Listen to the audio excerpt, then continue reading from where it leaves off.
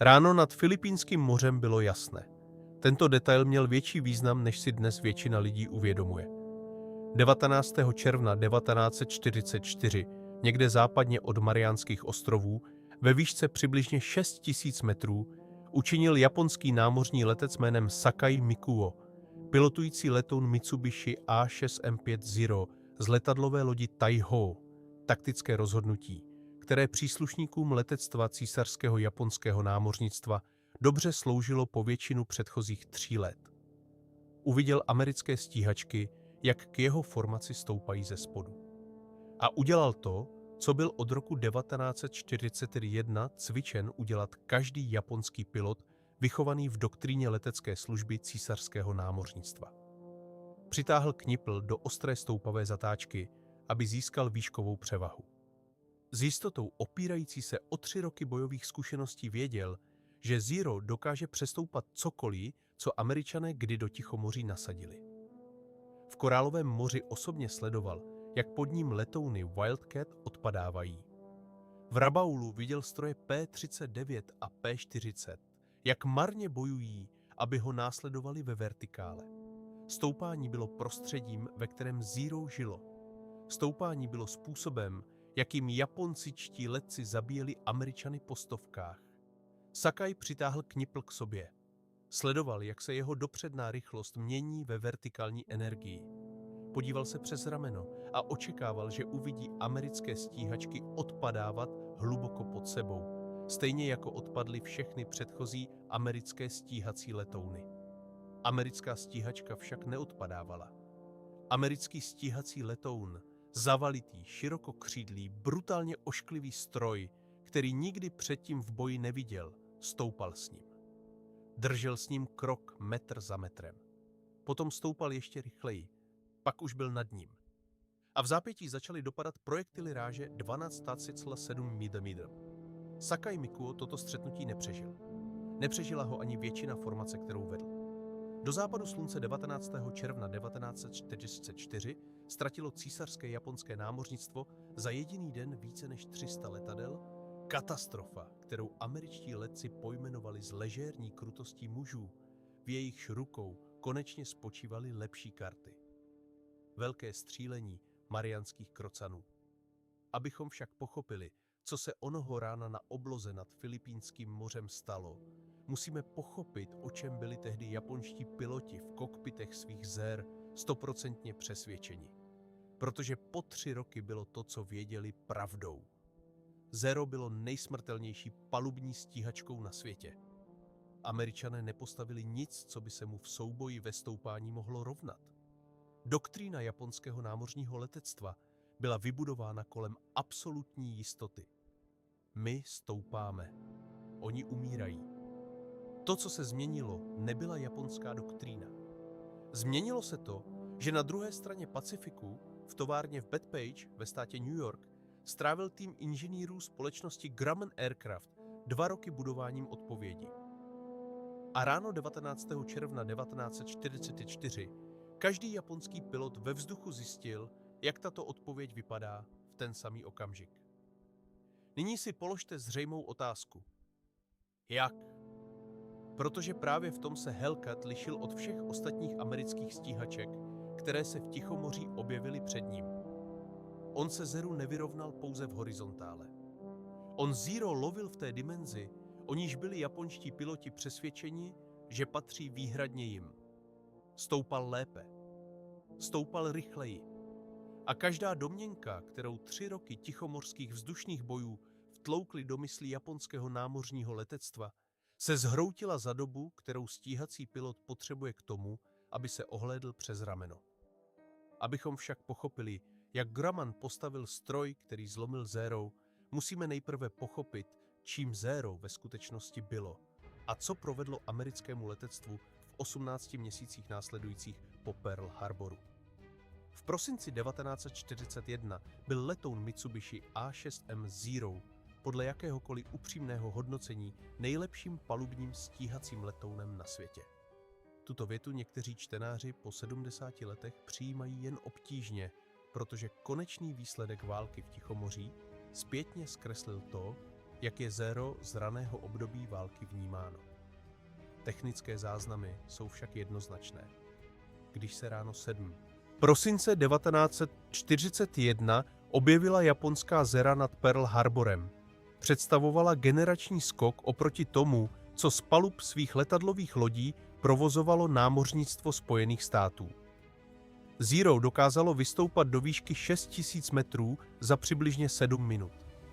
Jeho maximální dolet s přídavnou nádrží přesahoval 3050 kilometrů, což bylo číslo natolik vzdálené tomu, co američtí konstruktéři stíhacích letadel považovali za možné, že když se poprvé objevily zprávy zpravodajských služeb, analytici námořnictva předpokládali, že jde o omyl. Jeho poloměr zatáčky při bojových rychlostech byl menší než u jakékoliv tehdy sloužící americké stíhačky, a to nikoli o malý kousek. Zero dokázalo dokončit horizontální zatáčku o 360 stupňů v době, kdy americký Wildcat dokončoval teprve 2/3 stejného kruhu. Především však Zero excelovalo ve stoupání. Ve vertikále bylo Zero zcela jinou kategorií letadla než Grumman F-4F Wildcat, který v prosinci 1941 tvořil veškerý stíhací inventář námořnictva Spojených států. Wildcat, který se pokusil následovat Zero do stoupavé zatáčky, byl mrtvý Wildcat. Zero získalo výšku rychleji, dosáhlo vrcholu stoupání s přebytkem energie a tuto energii proměnilo v útok střemhlav na amerického pilota, který se ho bláhově pokusil následovat. Mužem odpovědným za toto letadlo byl Horikoshi Jiro, šéfkonstruktér společnosti Mitsubishi, jehož jméno patří do každého pravdivého přehledu leteckého inženýrství 20. století po bok Reginalda Mitchella a Kellyho Johnsona.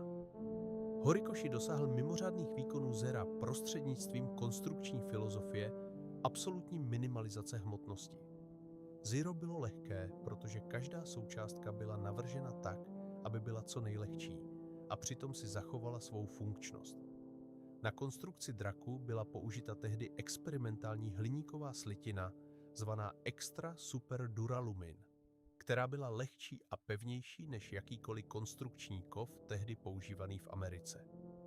Pilot seděl v nepancéřovaném sedadle. Palivové nádrže nebyly samosvorné. Za kokpitem nebyla žádná pancéřová deska. Každý kilogram, který Zero neneslo, byl kilogramem, který nemuselo zvedat do vzduchu. Výsledkem byl letoun, který v roce 1941 podával výkony jako stroj z roku 1944. Daní za to, kterou Horikoshi chápal, ale jeho zákazník, císařské japonské námořnictvo, se jí rozhodl akceptovat, byla skutečnost, že Zero bylo mimořádně zranitelné, jakmile bylo zasaženo. Jediný zásah projektilem ráže 12,7 mm do nechráněné palivové nádrže mohl proměnit Zero v ohnivou kouli. Dávka do kokpitu pilota okamžitě zabila. Zero bylo mečem bez štítu. V rukou vysoce vycvičených pilotů, které císařské japonské námořnictvo nasadilo v letech 1941 a 1942, však tento meč stačil. Během prvních 18 měsíců války v Tichomoří Zero ovládalo oblohu. Japonští námořní letci pilotující Zera ničili americká, britská a nizozemská letadla od Pearl Harboru přes Ceylon až po Korálové moře v poměru vítězství a ztrát, který se blížil 6:1. Americká odpověď, Grumman F-4F Wildcat, byl pomalejší, méně obratný stroj s horší stoupavostí, který v Pacifiku přežíval jen proto, že američtí piloti jako John Tuck vyvinuli obrannou taktiku, slavnou Tuckovu vlnu, která umožňovala dvěma spolupracujícím Wildcatům neutralizovat individuální převahu Zera. Wildcat Zero neporážel. Wildcat nad Zerem vítězil v přežití díky týmové práci a ochotě svých pilotů umírat v méně katastrofálním tempu, než v jakém by umírali bez ní. To, co námořnictvo Spojených států do poloviny roku 1942 potřebovalo, nebyla lepší taktika. Bylo to lepší letadlo. Letadlo, které by od svých pilotů nevyžadovalo vymýšlení obranné geometrie, jež měla kompenzovat nedostatky stroje, v němž seděli. Letadlo, které by se dokázalo se Zerem utkat za podmínek, které preferovalo samo Zero, tedy ve stoupání, a zvítězit. A v létě 1942 v Bethpage na Long Islandu u společnosti Grumman Aircraft Engineering Corporation již práce na stavbě přesně takového letadla probíhaly. Inženýři u Grummanu však ještě nevěděli vše, co vědět potřebovali. Měli specifikace, měli výkonnostní cíle, měli základní koncept draku. Neměli však odpověď na jednu otázku, která měla rozhodnout o tom, zda nová stíhačka bude jen mírným vylepšením nebo generačním skokem. A na tuto otázku měl nechtěně odpovědět japonský pilot, který v červnu 1942 přežil havárii na Aleutských ostrovech. Jmenoval se Koga Tadayoshi. Jeho Zero bylo téměř zcela neporušené. A to, co se z něj američtí inženýři dozvěděli, změnilo průběh války. 4. června 1942, téhož dne, kdy o 1600 km jižněji americké střemhlavé bombardéry potápěly u Midway 4 japonské letadlové lodě, útočil japonský úderný svaz na americkou základnu Dutch Harbor na Aleutských ostrovech. Mezi piloty ZER v tomto útoku byl i poddůstojník první třídy Koga Tadayoshi, 19letý mladík letící na stroji A6M2 z letadlové lodi Ryujo. Během útoku bylo Kogovo Zero zasaženo pozemní palbou amerických obránců. Došlo k přerušení olejového potrubí. Motor začal vynechávat. Koga se v souladu se standardními postupy japonského námořnictva oddělil od formace a pokusil se dosáhnout určeného nouzového přistávacího místa na ostrově Akutan, pustém, neobydleném kusu sopečné skály, kde v pohotovosti čekaly japonské ponorky, aby zachránili sestřelené letce. Koga na Akutan doletěl. To, co zaneslo z letové výšky jako rovná zelená louka, se ukázalo být bažinou. Jakmile se podvozek dotkl povrchu, kola se zaryla, Zero se překlopilo na nos a Koga, jehož sedadlo postrádalo pancéřování a jehož upínací popruhy nedokázaly zadržet prudký náraz vpřed, si o zaměřovač zlomil vaz. Byl na místě mrtvý. Letoun Zero však zůstal téměř kompletně neporušený. Obrácený vzhůru nohama, částečně zabořený v bažině, ale strukturálně nepoškozený. 5 týdnů tam Zero leželo. Japonské ponorky, které měly Kogu vyzvednout, ho nedokázaly najít. A pak, 10. července 1942, si obráceného Zera během rutinní patroly ze vzduchu všiml letoun PBW Catalina námořnictva Spojených států. Do týdne byl na ostrově Akutan záchranný tým námořnictva, který opatrně vyprošťoval to, co toužil každý americký letecký inženýr v tichomořském dějišti operací už půl roku prozkoumat. Letuschopné, téměř nepoškozené Mitsubishi A6M Zero. Akutanské Zero bylo přepraveno na námořní leteckou základnu North Island u San Diega. Bylo opraveno, uvedeno do letuschopného stavu a na podzim roku 1942 metodicky testováno piloty amerického námořnictva. Každá výkonnostní charakteristika byla změřena, každá letová obálka prozkoumána, každé omezení identifikováno. To, co američtí zkušební piloti zjistili, bylo mimořádné, ale nikoli způsobem, jakým si to později uchovala legenda. Zero bylo, podle očekávání, výjimečným strojem pro manévrový boj. Přestoupalo a přetočilo každou americkou stíhačku, tehdy zavedenou ve službě, přesně jak naznačovaly bojové zprávy.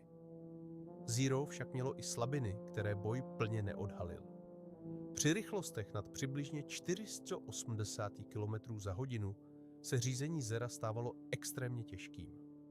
Letoun, který tak nádherně zatáčel při rychlosti 320 km za hodinu, vykazoval s rostoucí rychlostí stále větší odpor k manévrování.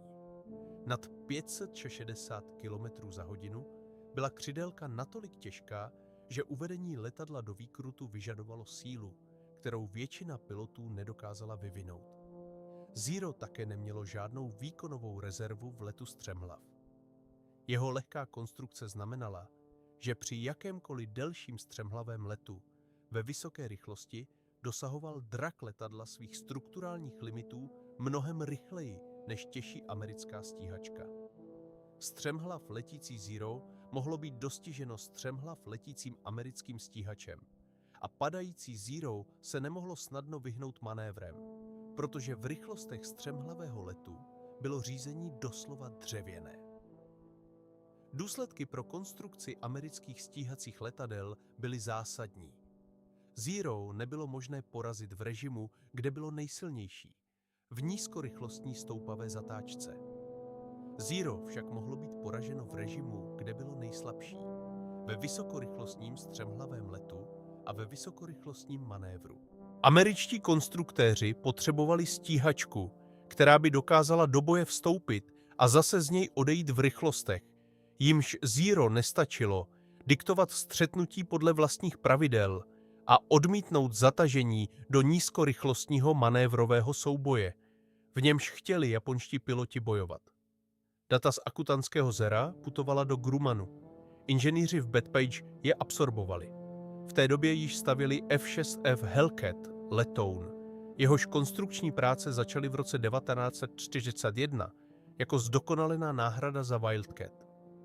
Původní zadání požadovalo vylepšený Wildcat, výkonnější motor, lepší parametry, ale prokazatelně stejnou filozofii. Data z Akutanu však debatu změnila. Hellcat byl kolem těchto nových poznatků kompletně překonstruován.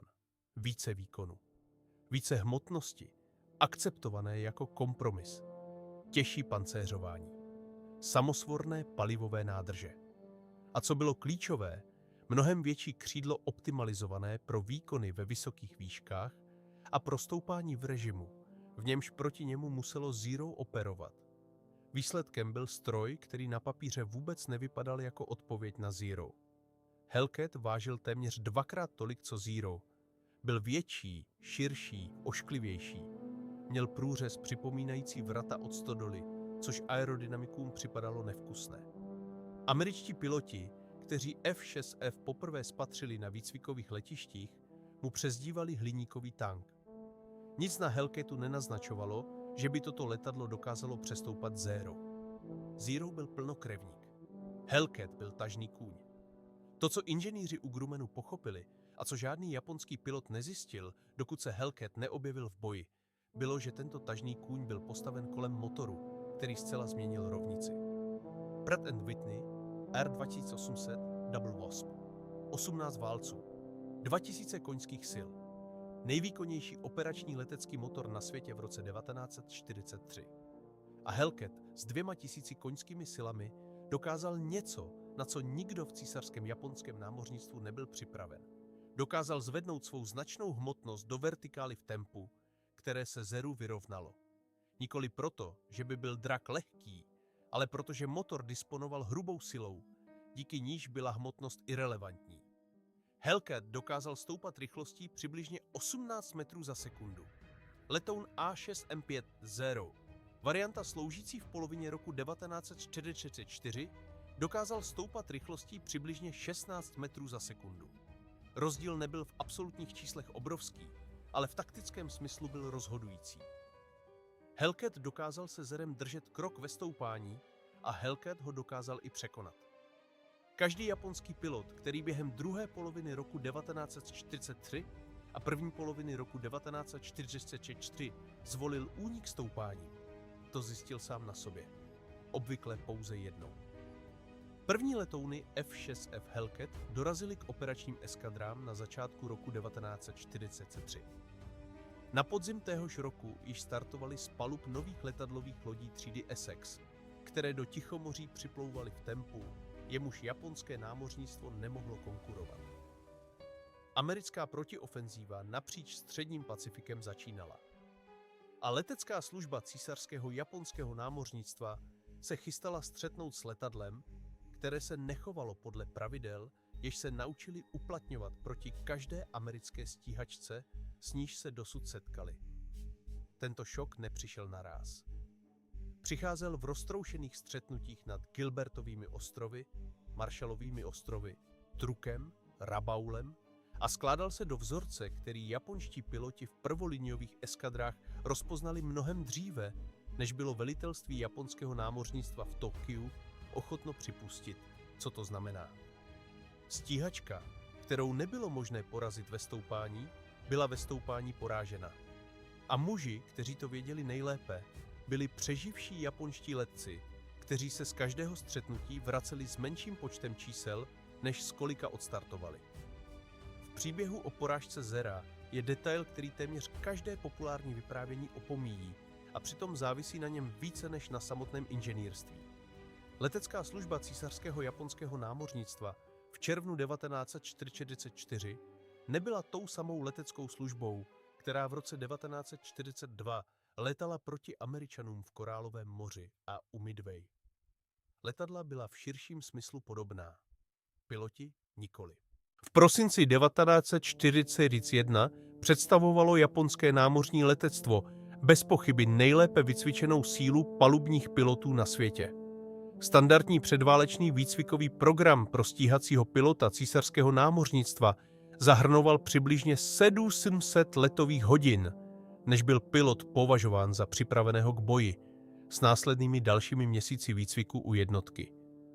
Japonští palubní piloti přicházející na frontu v roce 1941 měli často nalétáno přes 1000 hodin. Byli jako jednotlivci nejlepšími námořními letci na planetě. Potom začali umírat. Mezi prosincem 1941 a prosincem 1932 ztratila letecká služba císařského japonského námořnictva značné procento svého předválečně vycvičeného leteckého personálu. V Korálovém moři, u Midway, v dlouhých opotřebovávacích bojích o Guadalcanal a Šalamounovy ostrovy během druhé poloviny roku 1942 byli tito nenahraditelní muži, velitelé eskader, kteří trénovali celá léta, kteří cvičili přistání na letadlových lodích, dokud se tento manévr nezapsal do jejich svalové paměti, a kteří dokázali číst boj na obloze jako šachový velmistr šachovnici, zabíjeni v takovém tempu, že je japonské výcvikové kapacity nedokázaly nahradit. Ztráty amerických pilotů v téže době byly v absolutních číslech srovnatelné, avšak americký systém doplňování byl strukturován tak, aby tyto ztráty dokázal absorbovat. Americké výcvikové kapacity rostly exponenciálně. Do roku 1944 produkovaly Spojené státy bojově připravené námořní letce v tempu, které výrazně převyšovalo bojové ztráty, a produkovali je s adekvátním výcvikem. Americký systém budoval každý měsíc hlubší zálohy, japonský systém nikoli. Do poloviny roku 1943 byl čas výcviku nových japonských námořních letců zkrácen na méně než polovinu předválečného standardu. Na začátku roku 1944 přicházeli noví japonští palubní piloti k prvoliniovým eskadrám s počtem nalétaných hodin v řádu nízkých stovek na místo vysokých stovek.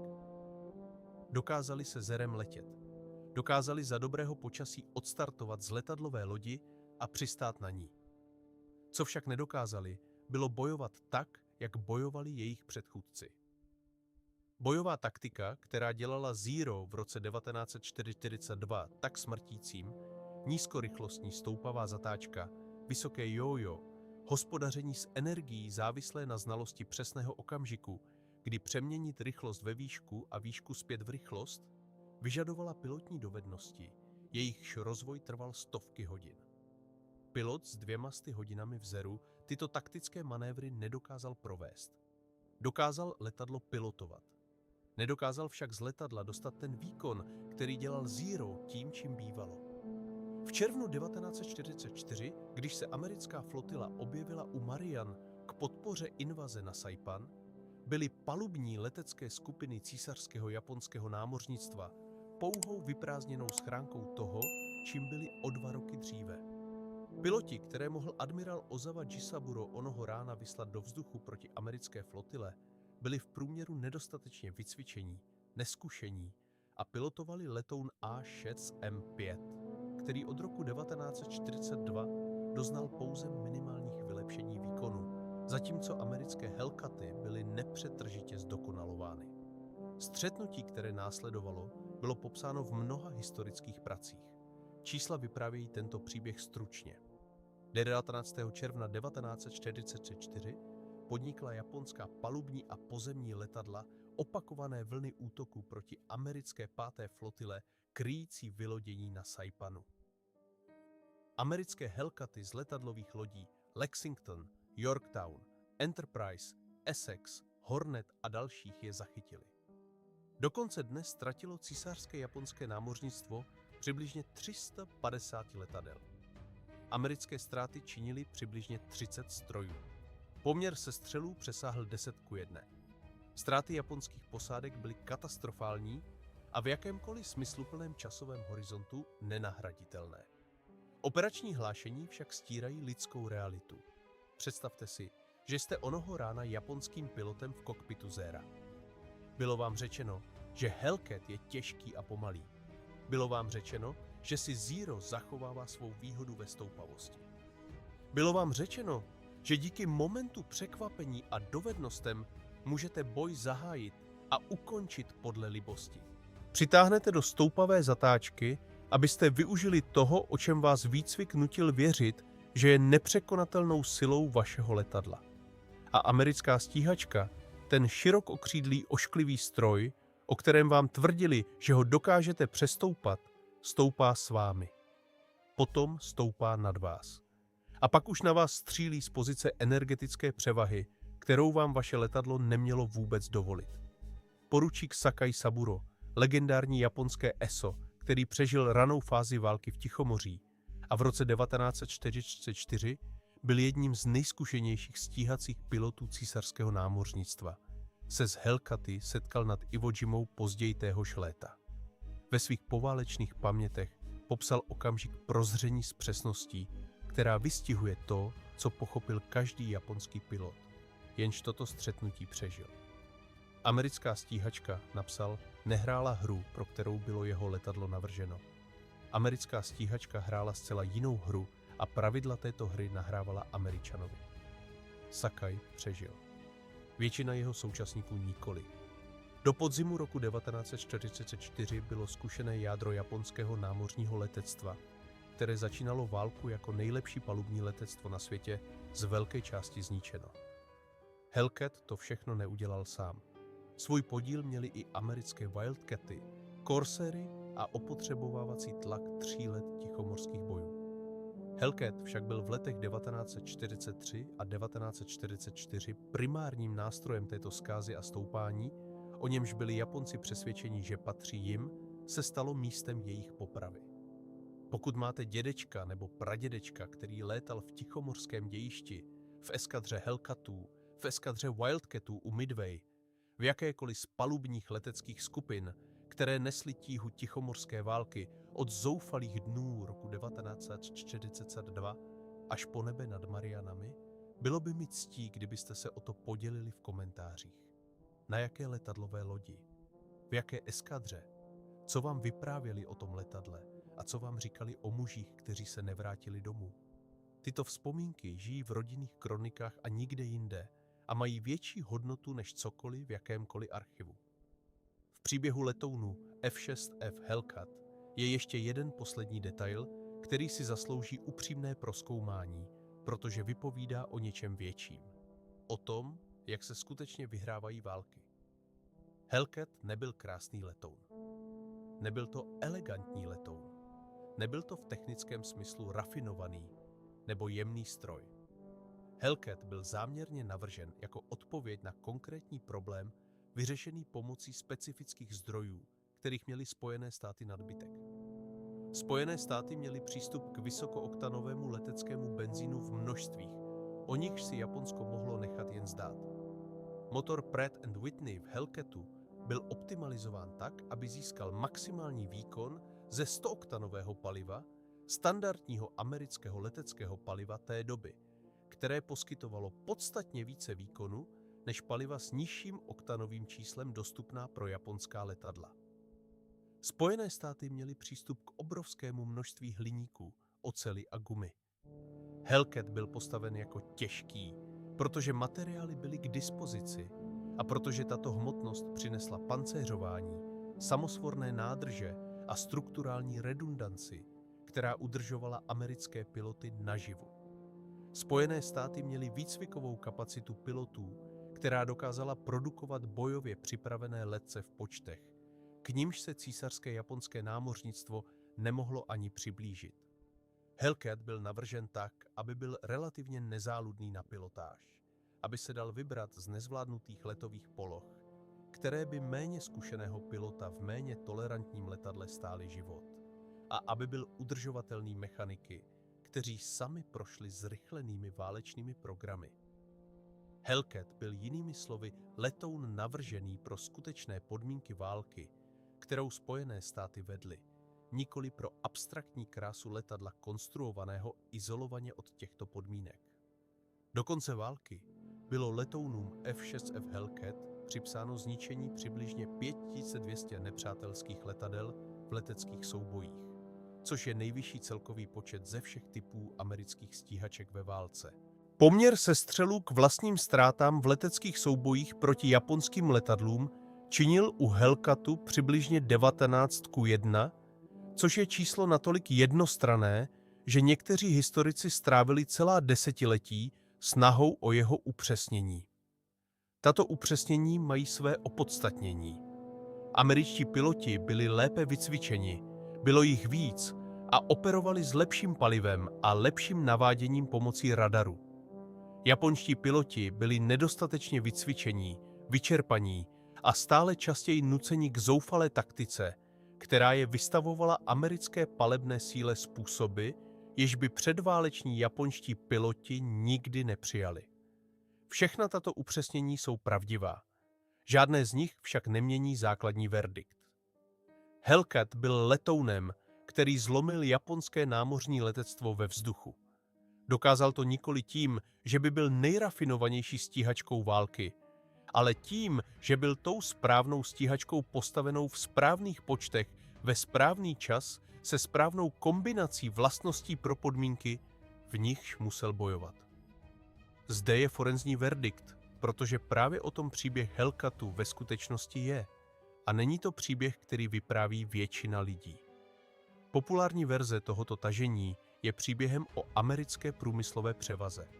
Příběhem o tom, jak americké továrny překonaly v produkci ty japonské a zavalili císařské námořnictvo čistým množstvím. Toto rámování je částečně pravdivé, ale uniká mu hlubší ponaučení. To, co inženýři u Grummanu mezi lety 1941 a 1943 udělali, bylo něco mnohem disciplinovanějšího než pouhé stavění většího počtu letadel. Četli každou informaci, kterou jim válka poskytovala. Akutanské Zero jim řeklo, co japonská stíhačka dokáže a co ne. Bojová hlášení z Tichomoří jim řekla, co jejich vlastní piloti potřebují k přežití. Výkonové charakteristiky nového motoru Pratt & Whitney R2800 jim ukázaly, co je možné, pokud akceptují penalizaci v podobě hmotnosti většího draku. Americká průmyslová základna jim ukázala, s jakými materiály a s jakými objemy výroby mohou počítat. Každý vstup přesměroval konstrukci směrem k letadlu, o němž by v roce 1940 nikdo nepředpovídal, že porazí Zero. Hellcat nevypadal jako zabiják Zer. Vypadal jako těžký, ošklivý stroj spoléhající na hrubou sílu. Hellcat byl však zkonstruován tak, aby vyhrál konkrétní boj, který se měl v Tichomoří skutečně odehrát v letech 1943 a 1944. Proti nepříteli, jehož silné a slabé stránky letadel byly známy. S americkými piloty, jejichž charakteristiky výcvikového cyklu byly známy v podmínkách, které americké zpravodajské služby rozumně předpověděly. Zero bylo v roce 1944 v mnoha měřitelných ohledech stále elegantnějším letadlem než Hellcat. Bylo lehčí. V nízkých rychlostech točilo ostřeji. Mělo delší dolet. Původní konstrukční filozofie Horikoshiho Jiroa byla v abstraktní rovině sofistikovanější než to, co Grumman vyprodukoval v Bethpage. Elegance však neznamená vítězství. Hellcat byl navržen tak, aby vyhrál skutečný boj, nikoli aby byl nejrafinovanějším letadlem své generace. A ve skutečném boji Hellcat zvítězil. V tom spočívá ponaučení, které sahá daleko za červen 1944 a daleko za Tichomoří. Strana, která staví pro válku, již bude skutečně bojovat s pravdivými informacemi o svém nepříteli a pravdivými informacemi o sobě samé. Poráží stranu, která staví pro idealizovanou verzi války, již by bojovat preferovala.